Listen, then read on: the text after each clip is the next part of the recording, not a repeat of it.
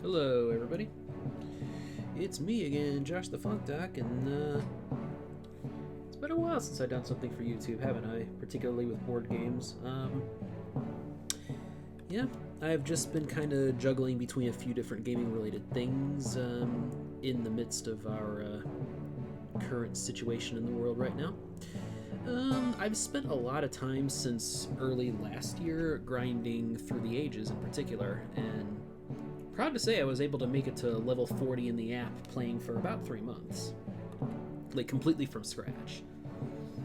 So, I feel good about that. I've started entering tournaments for that game, but those don't lend themselves well to recording because they're asynchronous tournaments, so like, you make a move and then you just have, you know, a 24-hour time limit or whatever for the next player to make a move. So that, I'm not as experienced with that kind of recording where I have to edit a bunch of different parts together, so I haven't tried that yet. Thus, I've decided to take on, I've been started learning some other games, some other board games during this time. And one of the ones that I've really gotten into over the past couple days is Splendor, the game you are seeing now. This is a very, it's a simple but deceptively deep game, which involves you basically, you're collecting a bunch of money, and then you use, and the money is all different types. It's different gems, like ruby, sapphire, and so forth. There's 5 different colors of gems, plus gold coins, which are a wild card that can be used for any color. And so there's cards on the board that you buy. You have to use like a certain number of certain colored gems in order to buy a given card. What buying cards does is it gives you an extra bonus gem in addition to whatever chips you have stacked. So the idea is you get, you might get maybe some cheaper cards to start in order to build up your bonuses, and that'll help you afford, the higher tier cards, which tend to be worth points. Which in fact, there are worth points. There's 3 tiers of cards, so to speak, and they get worth more and more points the higher tier you go, but also much more expensive. So I have just over 20 online games of this right now, and I'm at over 1600 ELO rating, which I guess isn't bad for being totally new to this, but I still kind of feel like I'm flailing a lot of the time. There are some great YouTube videos for this game that I would highly recommend if you're interested in learning the strategy. Yeah.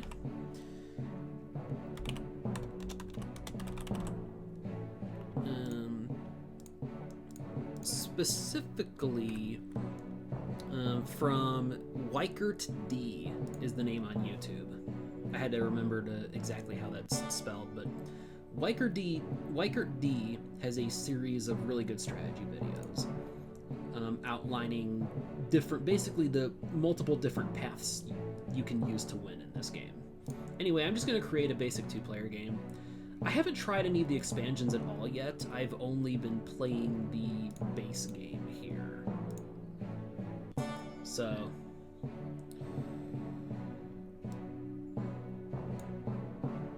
I'm just still sticking with the base game because I feel like I really want to learn that first before I start to mess around with any of the expansions.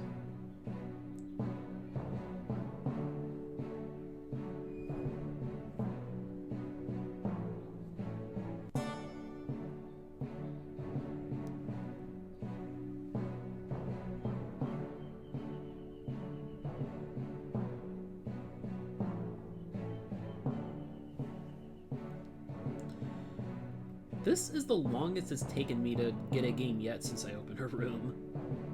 Of course, it's when I'm recording. Alright, here we go. So I'm playing this in the Steam version. There is also a free online version of this where you can play other people there as well. And that one is called Splendor. It's technically not Splendor, but it's the exact same game mechanically. But there's a free online version, and I believe that's where more of the competitive players tend to lie. But also, I think that version does not have the expansions, if I'm not mistaken. And on Steam, you can play online with any of the expansions available here.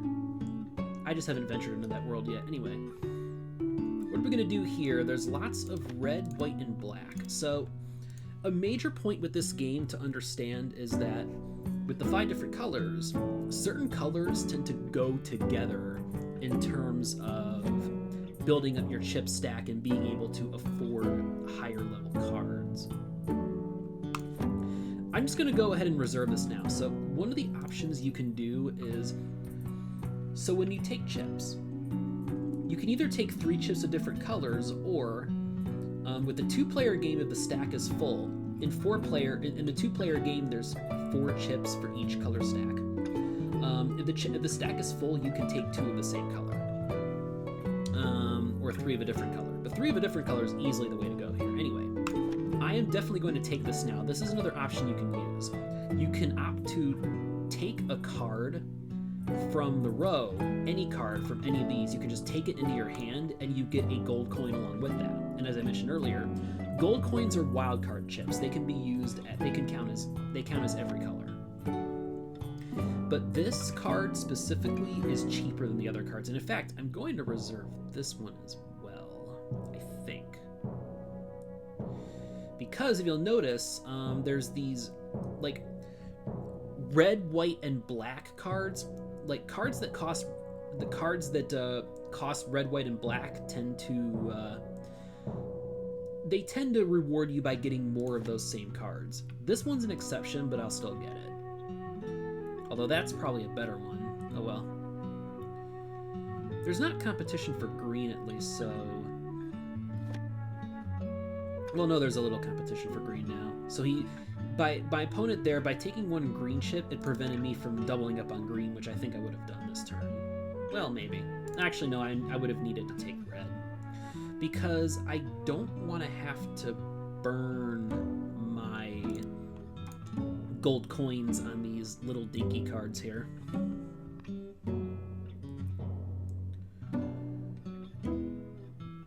When I'm reserving these cards from the bottom tier, the cheap cards like this, what I'm doing is I want to get those bonuses because they'll help me afford higher level cards later.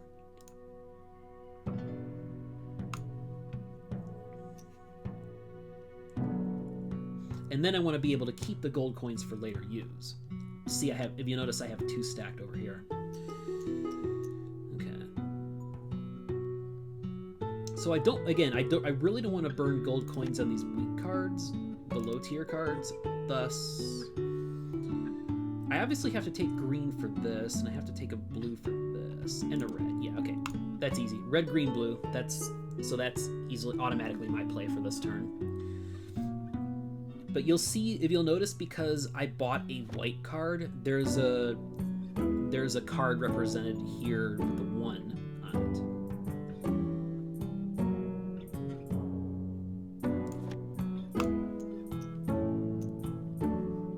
But what I'm going to try to do here is, I think on my next turn I might do this actually. But my opponent doesn't seem to be playing very aggressively, so I'll have to think about this.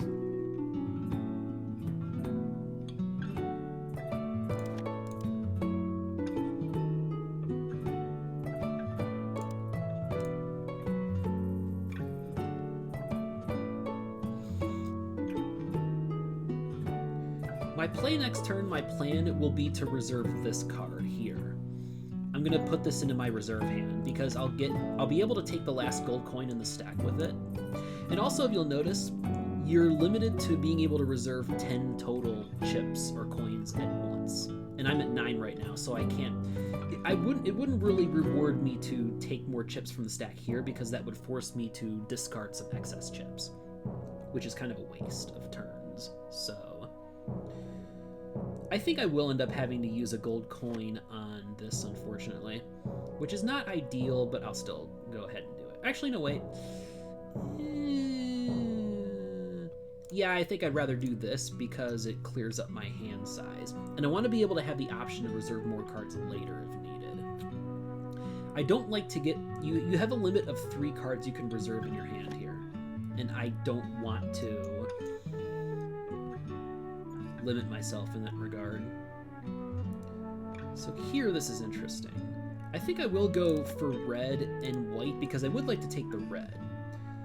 because, as I mentioned before, so red, white, and black, if you'll notice, more often than not, the red, white, and black cards tend to cost red, white, and black coins.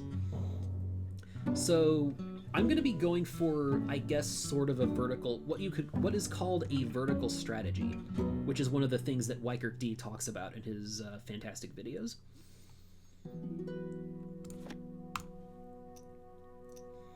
Where you focus on building up, you only buy cards from certain colors because getting those colors helps you buy higher level cards of those same colors. So it's kind of a natural ladder in that way to get to the higher tier cards. So red, white, and black is one stack in this sense, and then blue and green is kind of another stack. And actually, the blue and green stack is stronger because you'll notice here that, for example, some of these red cards, they cost, they cost blue and green, which is not ideal, and thus why I'm kind of staying away from those cards. Anyway, I'm certainly going to take the last black for sure. So just more red, white, black, yeah. I'm just going to keep doing this as long as he lets me. And as long as my chip stack gives me the space to take them. So my plan for next turn is I am going to reserve this card now. I think.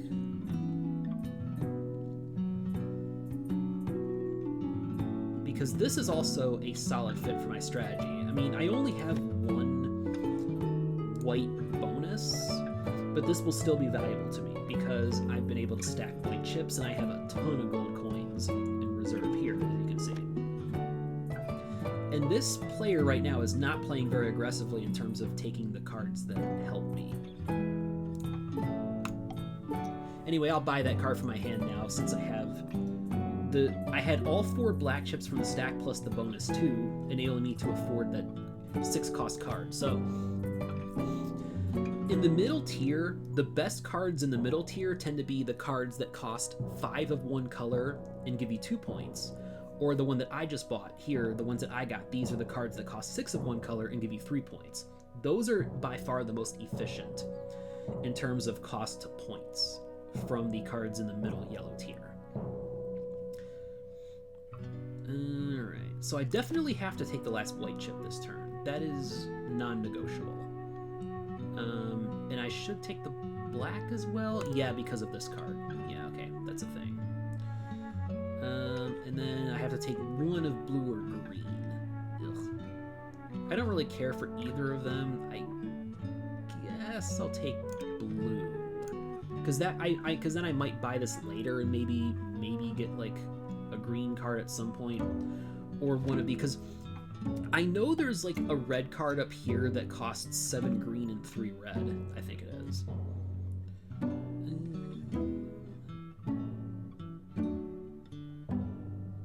Anyway, there's nothing fantastic for me in the card rows right now, so I think my play is to just actually, no wait. See, this is a sucky thing about the Steam version. Here, ideally the play I would make would be to reserve this card so I can buy it later, because this is another one that also fits very well with my strategy. Since I have black and white bonuses, that makes this card a lot cheaper for me. But here, however, Steam doesn't give you the option. If you can afford the card, it will force you to buy the card, even if you'd have to burn gold coins to do it, which I don't want to do. So I'm just going to buy this because it gets me that very important second bonus coin for white, which will come in very handy here. So this card here, for example, this is another like okay card for this strategy. Having to build up 2 blues is not ideal, but you know what I can do? Actually, no, wait, I see he's hogging all the blues, so that sucks. Yeah, I'll just stick with my old. Yeah, I think this is the play. I think I'll just take more red, white, black. Yeah, stick with that. Oh god, he actually did it. Fuck, oh my god, oh god, this is perfect. That card's even better than the other one. That was 2 points for 5 of one color. And and I was easily able to afford that black. I might actually lose this one, I think. I don't know. I really don't want to have to burn a gold coin on this, but I could use the points, and the blue bonus is not the worst thing in the world either. What's his bonuses like? His bonuses don't really fit that. I don't know if he would reserve that card. I'll just take blue.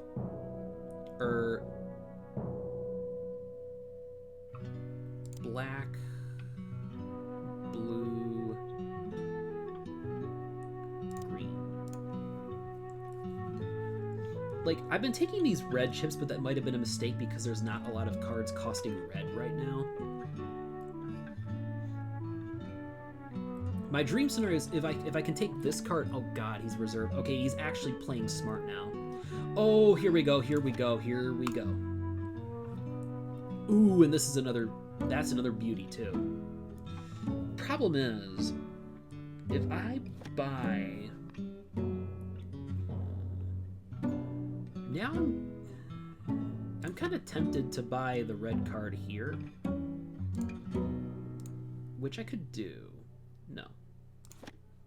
Actually, this one doesn't cost me anything, so I might as well buy this red. Since now I actually have a need for more red bonuses to afford the 3-point card here. The problem is, I'm trying to think of how to end the game at this point. Because, do I blind reserve a blue card? I think I do.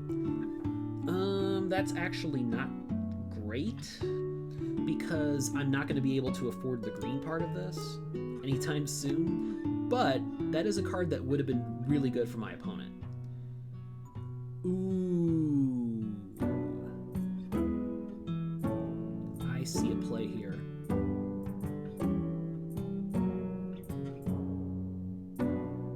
I see a play here.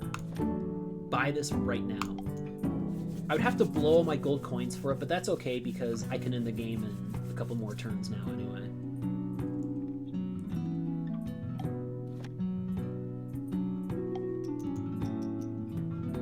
I have a thought.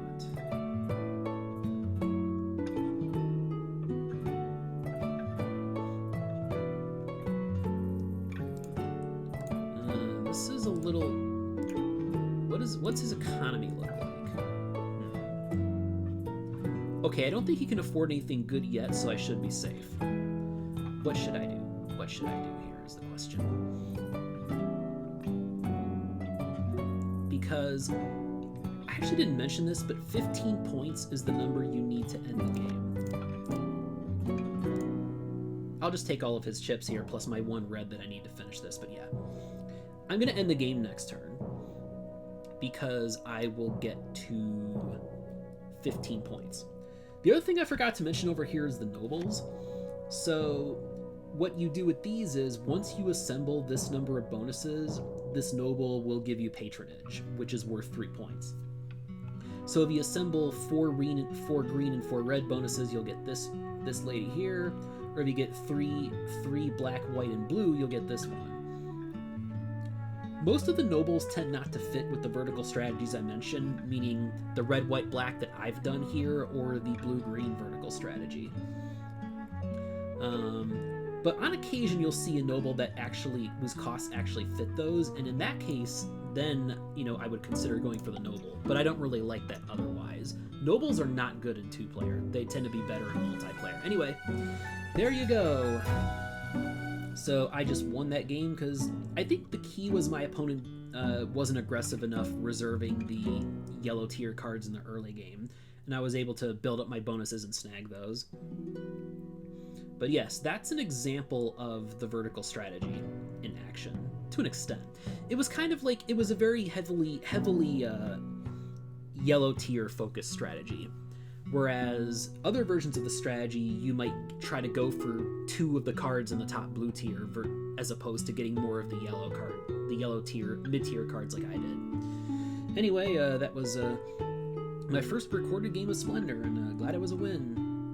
Hope you enjoyed, and see you later.